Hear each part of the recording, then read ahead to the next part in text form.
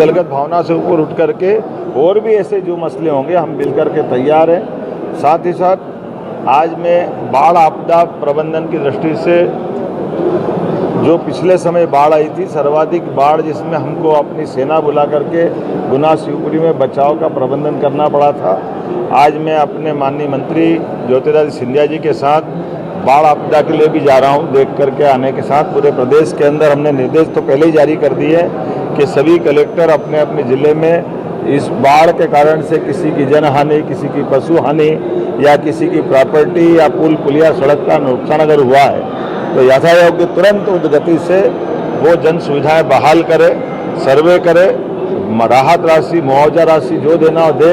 हमारी सरकार उदारतापूर्वक सरकार की भावना हर इस परेशानी या आपदा में प्रभावित होने वाले परिवारों के साथ उनकी कठिनाई के क्षणों को दूर करके उनको जो जो हो सकता है उतनी मदद करने का तुरंत हम प्रयास कर रहे हैं। सर, राहुल गांधी रोज बयान दे रहे हैं।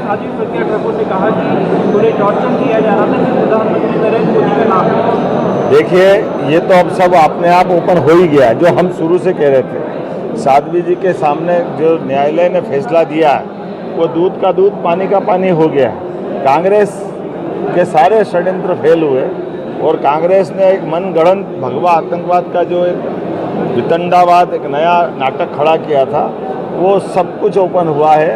हिंदू कभी आतंकवादी नहीं हो सकता, ये एक बार न्यायालय ने फिर सिद्ध किया। राहुल गांधी के रोज बयान आ रहे हैं, कभी ट्रंप का ये बड़ा गंभीर मसला है। मैं आप सबके माध्यम से राहुल गांधी जी पे और कांग्रेस के वरिष्ठ नेताओं को भी निवेदन करना चाहूँगा।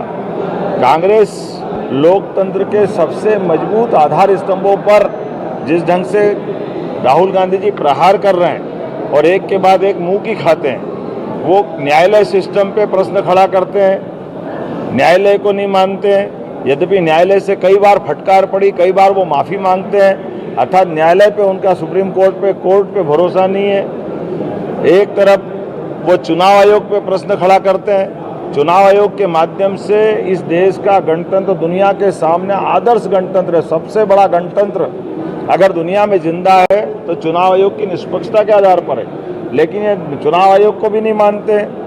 भारतीय जनता के साथ जो हमारी सबकी भावना है कि एक तरफ न्यायालय, एक तरफ चुनाव आयोग और देश की आशा आकांक्षा के केंद्र हमारे सशस्त्र बल, सैन्य बल, सेनाएं, लेकिन जब भी भारत की सेनाओं ने विदेशियों से मुकाबला करके उनके दांत खट्टे किए, उनको घर में मारा, तब भी हमेशा राहुल गांधी के मुंह से बजाय सेना की तारीफ करने के वो कभी चाइना की, कभी पाकिस्तान की, पता नहीं किस किस की बात करते रहे। तो ये बातें साबित करती है कि वो आखिर किसके साथ है। इस लोकतंत्र के अंदर ये राहुल गांधी जी के वरिष्ठ लोग, उनकी माताजी समझाए कि आखिर ये लोकतंत्र को जिंदा रखने के लिए वो क्या सोच रखते हैं। इसी के कारण से कांग्रेस की दुरावस्था होती है, पूरे देश से कांग्रेस धीरे धीरे खत्म हो रही है। लेकिन मैं आपके माध्यम से भी पुनः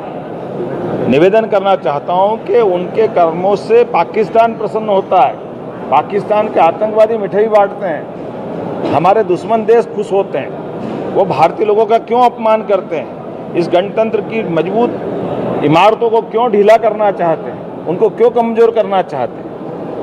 अपने दल की हार से, वो गणतंत्र को कमजोर करने से वो उनकी अपनी दल की ताकत नहीं बचेगी। इसीलिए जनता की निगाह से उतर रहे हैं।